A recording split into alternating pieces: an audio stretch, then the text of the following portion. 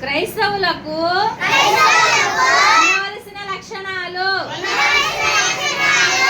కనికరము గలవారిగా ఉండాలి, నమ్మకము గలవారిగా ఉండాలి,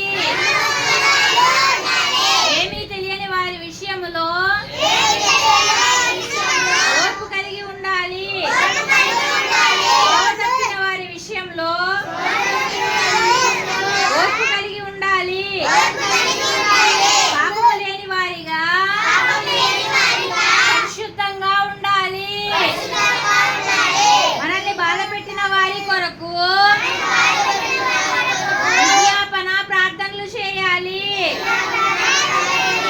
దేవుని కొరకు మన శరీరాలను సజీవ యాగముగా ఇవ్వాలి, ప్రతి విషయంలో దేవునికి కృతజ్ఞతాస్తుతులు చెప్పాలి, ప్రార్థనా జీవితం కలిగి ఉండాలి, వాక్యంలో ఎదగాలి, యథార్థంగా ప్రవర్తించాలి,